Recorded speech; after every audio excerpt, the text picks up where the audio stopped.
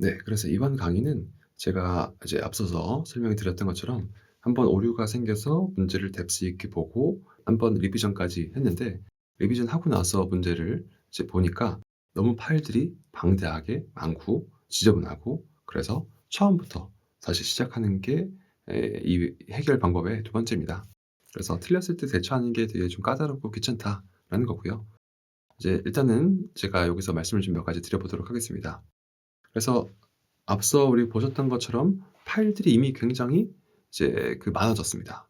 보시면은, 자 보시는 것처럼 이 파일이 실제로 데이터에 굉장히 많은 파일이 있고, 스크립트에도 굉장히 많은 파일들이 생기면서 롱롱롱 막 이렇게 붙어 있고, 그리고 이제 뭐 이 스크립트도 몇 가지 틀렸으니까 롱이 막 붙었죠. 이런 상황이 되니까 어 데이터를 뭔가 내가 보고 읽기가 불편하고, 실제로 '이게 마지막으로 한 건가? 이게 마지막으로 한 건가?' 이것들에 대해서도 좀 보기가 까다로워졌습니다. 그래서 제가 처음부터 말씀드렸던 게 "폴더 구조를 잘 관리하는 게 중요하다."라고 말씀을 드린 이유가, 이제 내가 어떤 코드를 하나하나 써서 이름을 붙인 게 아니고 AI한테 시켜서 이 결과를 가져온 거기 때문에, 이거를 그냥 클로드 코드 거 그때 쓰는 거를 보면서 이거를 읽는 건 어렵진 않지만, 하루나 이틀 지나서 다시 보게 되면은 이렇게 쓰게 되면 너무 이제 보기가 아주 불편하거든요.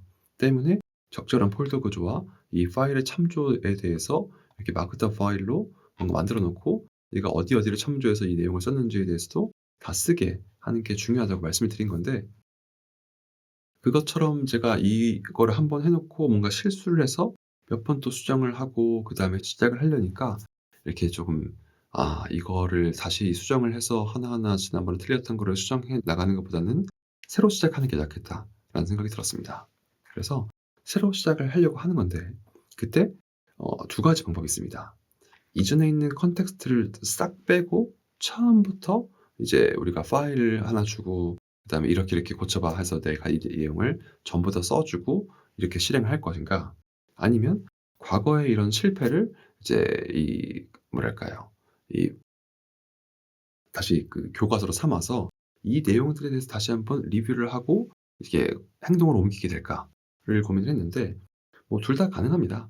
이제 처음엔 틀렸지만 두 번째는 안 틀릴 수도 있는 그런 랜덤리스에 이제 의존하는 것도 좋겠고요. 하지만 이런 것들보다는 저는 두 번째 내용을 차용을 했는데, 그래서 이 우리가 클로드 코드를 쓰면서 이렇게 쭉 내용을 진행을 했지 않습니까? 그러면은 이 내용을 바탕으로 해서 analysis initial lab re라는 폴더를 만들어서 지금 한 분석에 대해서 새로 시행을 해 봐라. 그리고 전반적인 내용을 포함하고, 저는 아까 이 오프셋이 같은 파일에 들어있는 게 불편해서 이걸 그냥 다 빼고 내용을 진행해 달라고 얘기를 했습니다.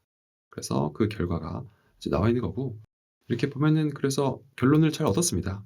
그래서 87 개의 컬럼이 잘 들어가 있는 요 결과가 제가 이걸 통해서 얻은 결과고, 실제로 환자 입원 아이디, 환자 아이디, 입원한 일자, 그리고 이제 사망한 일자들이 잘 붙어 있고, 그리고 요렇게 내용들이 잘 붙어서 이제 absolute A1C 하고 아이템 아이디가 이렇게 붙어 있는 거를 보실 수가 있겠고요.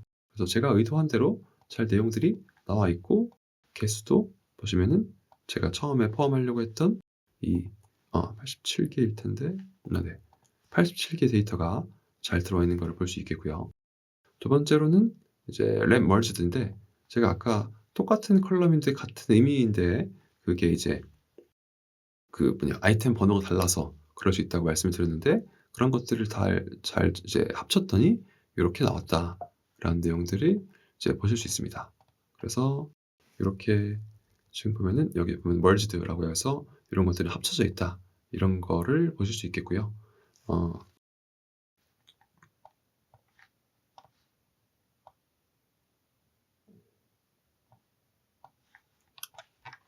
보시면 데이터가 이렇게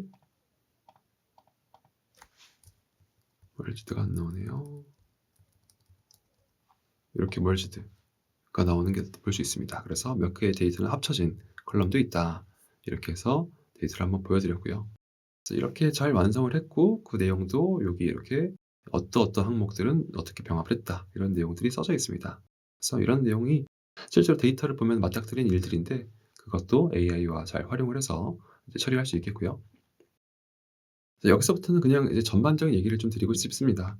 제가 이제 작게 이런 클로드의 팁들을 쓰면 좋습니다라고 말씀드렸는데, 우리 이제 마무리 작업이니까 이제 어떻게 하면 전반적인 컨셉에 대해서 잘 이해하고 AI를 잘 활용할 것인가에 대한 얘기를 드릴 건데, 데이터 분석은 결국은 이제 사람이 하는 방법과 이제 AI를 활용하는 방법에 차이가 있다는 거를 이번 하면서 좀 느꼈습니다.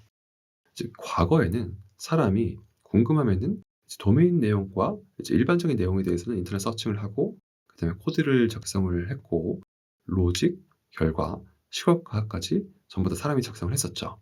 근데 이렇게 AI를 쓰면서 이제 데이터 분석을 하게 되는 경우에는 궁금증 검색도 클로드 웹 서치를 통해서 조금 더 우리가 의미론적인 내용을 물어보면은 그것에 대해서 내용을 가져다 줄 상황이 되었고, 코드 작성하는 것도 클로드 코드가 로직, 결과, 시각화 모두를 다 작성해 준다는 거는 제가 보여드렸습니다.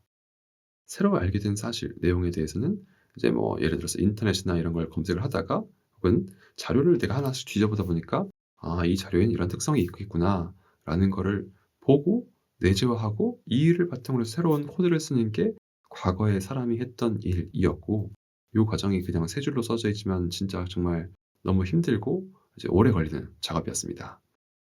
하지만 이제 클로드 코드를 쓰게 되면은 뭐 검색 기능이나 이런 것들도 나만 알 뿐만 아니라 이걸 모델한테 알게 시킬 수 있고, 이 모델한테 알게 넣는 거는 우리가 서로 대화를 하면서 쌓인 내용이 컨텍스트라는 이제 컨셉으로 들어가게 되거든요. 이거를 새로운 세션에서 연다고 하면은 이거는 마크다운이라는 파일에 잘 넣어서 우리가 대화했고 중요한 내용들을 마크다운 파일에 관리하게 되면은, 새로 뭔가 내가 새로 세션을 열거나 새로운 클로드 코드와 대화를 해도 우리가 이제 배웠던 것들을 잘 넣어줄 수 있는 거죠. 이게 그냥 프롬프팅으로 넣는 것과는 컨셉이 다릅니다. 왜냐면 내용들도 너무 방대하고 세심한 내용들 하나하나가 다 중요하기 때문입니다. 그래서 이와 같은 방식이 이제 AI와 협업하는 방식에서는 중요하고, 이제 그래서 새로운 일을 잘 시킬 때는 컨텍스트를 잘 관리하는 게 중요한데, 그중에 한 방법이 이 마크다운 파일을 만들어서 쓰는 것과 이제 클로드 MD라고 하는 파일이 있는데, 그 파일이 여기서 보면은 이 파일이고, 전반적인 프로젝트에 대한 가이드라인과 어떻게 프로젝트가 돌아가고 있는지, 내가 시킬 때는 이러이러한 내용들은 중요하다라는 폴더 구조를 만드는 것들, 이게 이제 클로드한테 시키는 어떤 그 뭐랄까요? 이 타입을 알려주는 거기도 하고 중요한 내용을 알려주는 거기도 합니다. 그래서 이런 내용들이 실제로 내가 아는 내용을 클로드 코드에 잘 녹여서 쓸 수 있는 방안이다라고 생각하시면 좋을 것 같습니다. 그래서 이런 방법을 휴먼 인더 룹이라고 해서 AI가 막 뭔가를 진행을 하고 있으면은 그 중간에 사람이 껴서 같이 뭔가 시너지를 낼 수 있는 방법이라고 보시면 될 것 같고요. 이게 경험을 한번 해 보지 않으면은 이 전반적인 프로세스에 대해서 이렇게 이해하기가 쉽지 않고 뭔가 알려주기도 좀 쉽지 않은 것 같습니다. 그리고 두 가지 이유가 있는데, 첫 번째는 이제 환경이 뭔가 터미널 기반, 우리가 지금 계속 터미널에다가 뭔가를 쓰지 않습니까? 클로드 MD를 써서 클로드 코드를 쓴다는 것 자체도 요게 이렇게 터미널에다가 내용들을 쓰는 건데, 이게 좀 어색하고, 그리고 뭔가 AI와 협업하는 게 이렇게 경험해 보면 굉장히 좋은데, 해 보기 전까지는 그냥 챗GPT 정도 썼으면은 이와 같은 생각을 하기가 어렵거든요. 그 첫 번째는 이제 이게 된다고 상상하는 게 일단 첫 번째로 어렵고, 이걸 한번 해 보고 좋은 경험을 가져서 넥스트가 되어야 되는데 그게 잘 안 되는 경우도 좀 있는 것 같습니다. 세 번째는 이제 더 뭔가 AI에게 많은 걸 이제 바라는 사람들은 내 뭔가 도메인 지식이나 어떤 방식들도 전혀 뭐 이제 넣지 않고도 그냥 바라기도 하는데, 그런 데서 보통은 이렇게 다 블럭이 되는 것 같지만, 한번 해 보시면은 과거로는 돌아가기 어려운 그런 상황이라고 아마 느끼실 것 같습니다.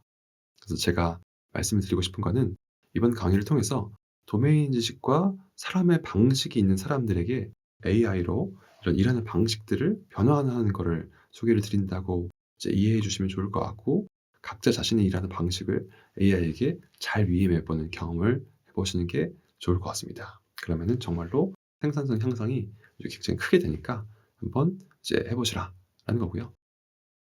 그러면은 다 이제 요 내용에 대해서 제가 또 했던 내용들 보여드리도록 하겠습니다. 여기서부터는 별다른 특별한 게 없습니다. 이제 이제 내용이 진행이 될 것 같은데 컨텍스트가 섞여서 보기가 불편하다. 새로 만들어 달라 해서 새롭게 내용을 쭉 진행할 거고, 이제 우리가 앞서 그 컨텍스트에 이와 같은 내용들이 쫙 있으니까 이런 실행 단계와 이런 내용에서 보시면은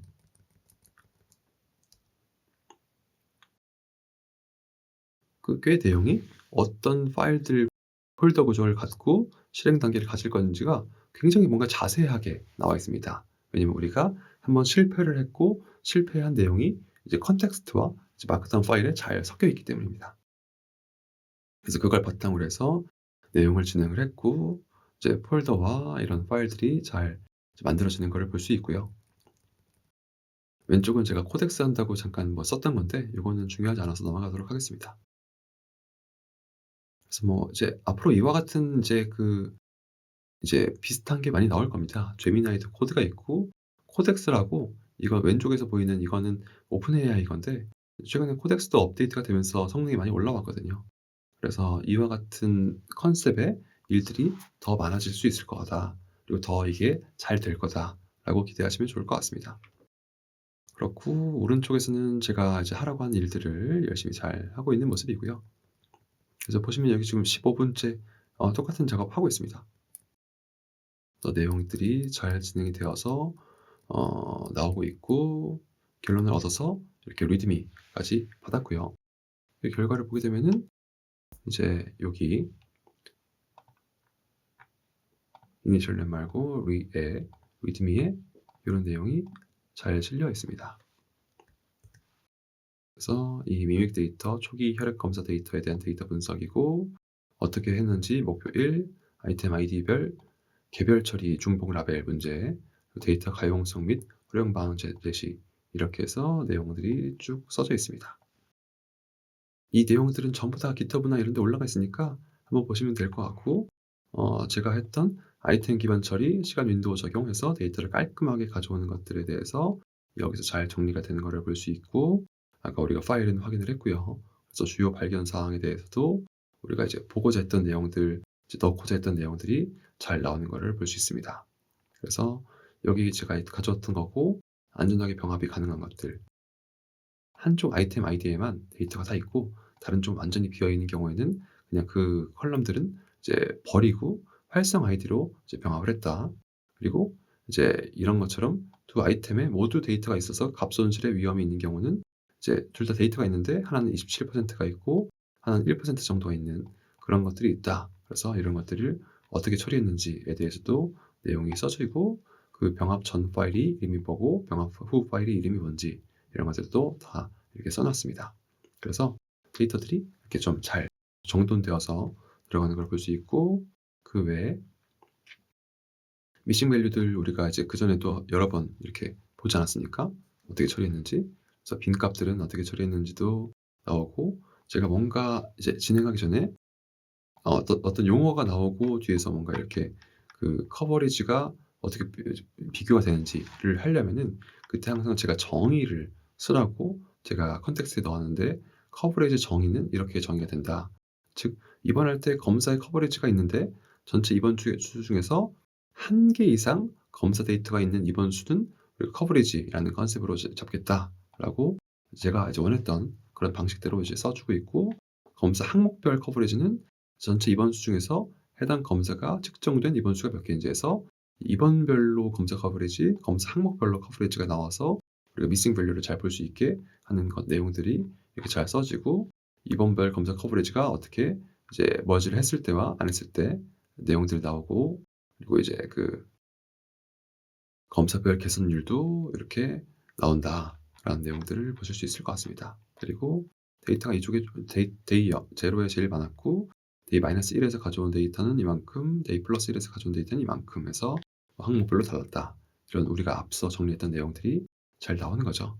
그래서 이런 내용들을 한번 잘 정리하고, 그리고 한번 이 오류들을 잘 정리했으면은 똑같은 내용들을 진행하는 건 어렵지 않게 된다. 그래서 이렇게 이제 클로드 코드가 오랫동안 이 내용을 봤다라고 이제 이해하시면 될 것 같습니다. 그래서 그런 내용들이 이렇게 쭉 담겨 있고요. 뭐 이제 자세한 내용들도 있지만 뭐 그것들은 여기서 중요한 건 아닌 것 같습니다. 그래서 이와 같이 오류를 이제 다시 한번 교과서 삼아서 처리하고 컨텍스트를 관리하는 방법에 대해서 이번 강의에서 말씀을 드렸습니다. 다음 강의에는 우리가 이 또 다른 실수들을 대처하는 방법들에 대해서 깃허브를 통해서 대처하는 방법을 말씀을 드리도록 하겠습니다. 이번 강의는 여기서 마치도록 하겠습니다. 감사합니다.